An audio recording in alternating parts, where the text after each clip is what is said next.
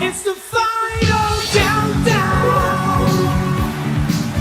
One hit song didn't ruin these bands. MTV did. Not slowly, not over years, instantly. Do you remember the moment a band you respected suddenly felt off?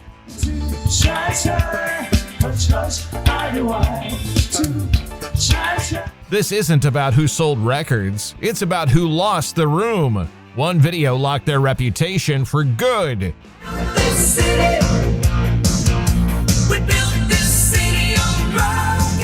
Tonight, we're breaking down 10 MTV-era rock acts that became an instant joke, and the exact moment it happened. Number 10. You couldn't escape this song on MTV, and once you heard it, everything else got drowned out. Cutting Crew.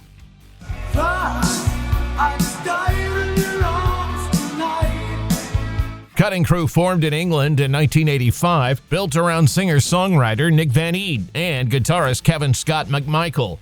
They weren't framed as a novelty act. The aim was emotional, radio-ready pop rock with a clean new wave edge. Then everything narrowed to one song, I Just Died in Your Arms. I just died in your arms tonight. The track hit number 1 on the Billboard Hot 100 in 1987, and its cinematic video landed in heavy MTV rotation. For a moment, it felt like a real breakthrough. They did score another US Top 10 with I've Been in Love Before, but it didn't change the shorthand. The image eclipsed the band. One chorus, one video, repeated until nothing else could cut through. Cutting Crew weren't remembered as a developing rock group. They were frozen as a single MTV moment. Something I can't get. Broken hearts lie all around me. Number 9. One song, one dance, one image MTV never let go of. Men Without Hats. Say, we can dance, everything's out of control. Men Without Hats emerged from Montreal with disciplined new wave instincts, layered synths, restrained vocals, and no interest in guitar rock theatrics.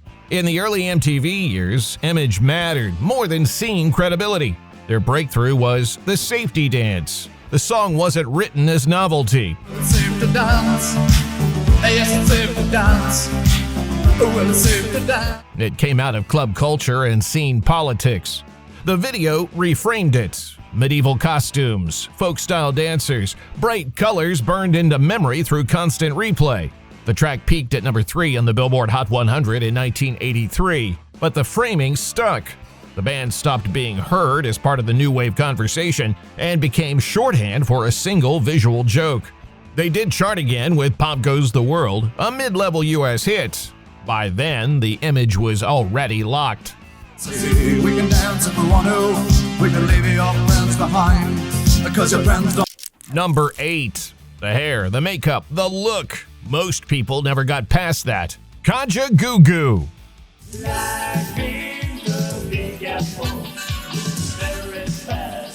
Kaja Goo Goo formed in Leighton Buzzard, England, and had more ability than their reputation suggests. Nick Beggs was a technically accomplished bassist, and the band could play tight, melodic new wave with precision. Musically, this wasn't a joke. Their breakout single, Too Shy, exploded in 1983.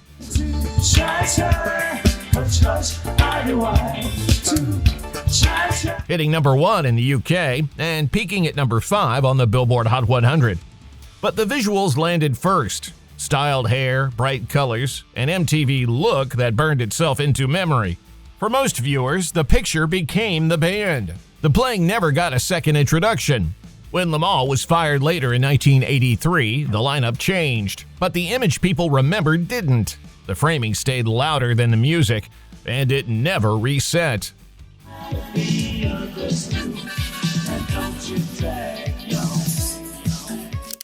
Number 7.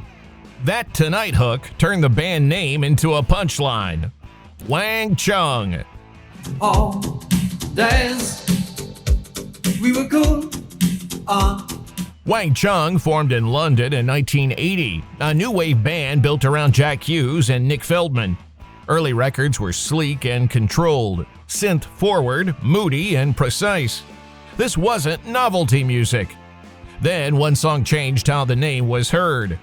Everybody Have Fun Tonight exploded in 1986, Everybody have fun tonight. peaking at number 2 on the Billboard Hot 100. Almost overnight, Wang Chung stopped being just a band name and became a phrase, a verb, a punchline. Once that happened, context disappeared. Earlier records faded from memory, and the joke stayed louder than the catalog. But it wasn't there. Number 6. You remember the haircut instantly. The song, once you hear it, comes rushing back. A Flock of Seagulls.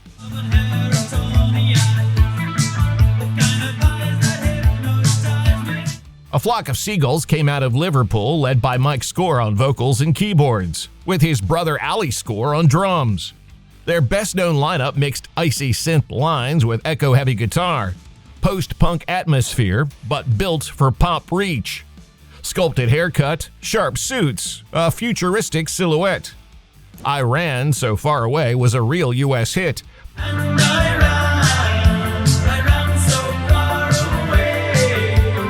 Peaking at number 9 on the Billboard Hot 100 in 1982.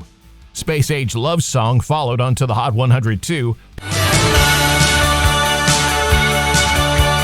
peaking at number 30. But the shorthand became visual. The look arrived first, and the music followed only if it followed at all. Over time, the band's identity narrowed. Not to songs, just the image.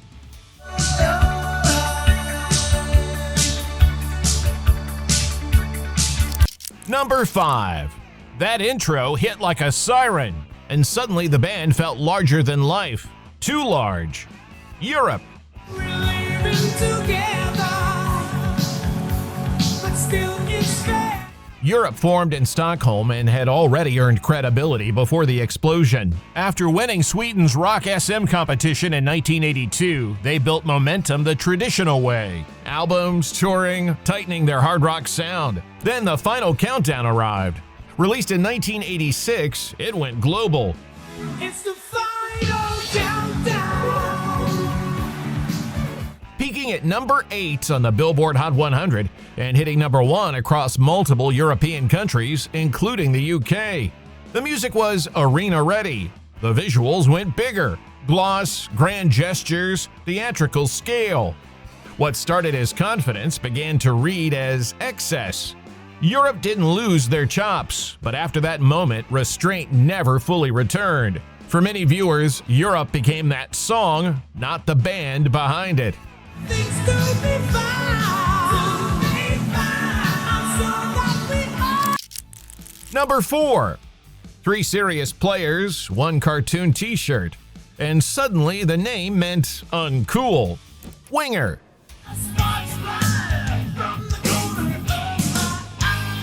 Winger were never a joke musically, built around Kip Winger with lead vocals and bass, guitarist Reb Beach, and drummer Rod Morgenstein. They were elite late 80s players with real chops and real success. Their self-titled debut hit in 1988 on Atlantic, and MTV latched onto songs like 17 and Headed for a Heartbreak. Then the context collapsed. When Beavis and Butthead hit MTV, the joke was baked in. Stuart Stevenson, written as needy and relentlessly uncool, wore the Winger t-shirt. That single image taught a generation how to read the band's name.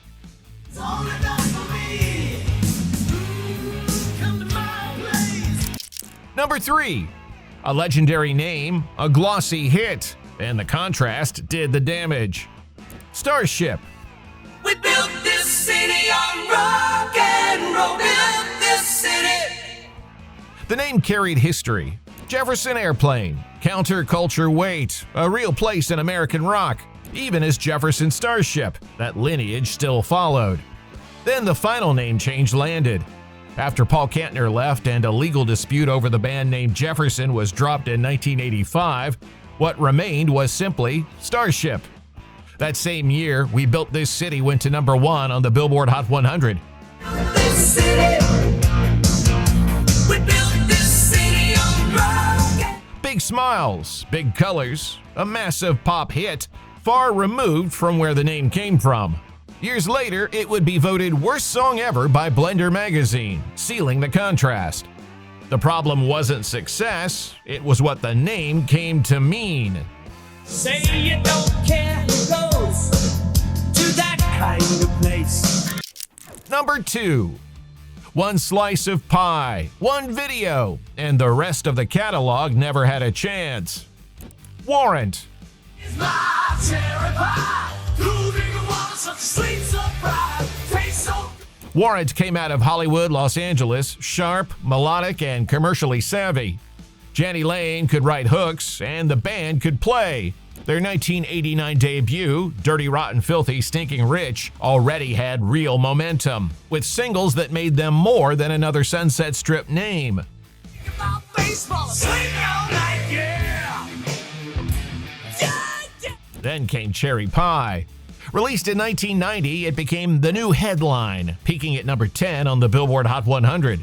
The video did the rest. Cartoon exaggeration, cheesecake imagery, instant recognition. No amount of solid playing could undo that framing. And Lane, later on, admitted the trade-off.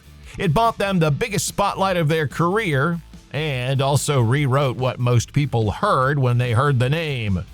Don't even talk 'cause it can't be done. She's my cherry pie. Number 1. One video, one set of moves, and rock radio never heard him the same again. Billy Squier.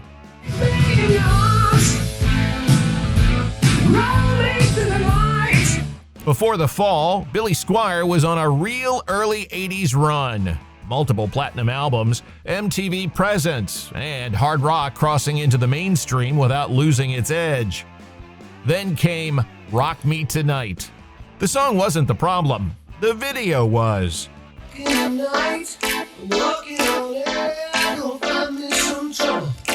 Directed by Kenny Ortega and released in 1984, it leaned into stylized movement and bedroom theatrics that clashed with Squier's established image. For a rock audience that valued posture and control, it landed wrong. The backlash was swift, radio support cooled, industry backing thinned. The momentum he'd built stopped feeling inevitable. Squier didn't stop writing or recording, but the room never fully came back. This wasn't a slow decline, it was one MTV moment rewriting a career.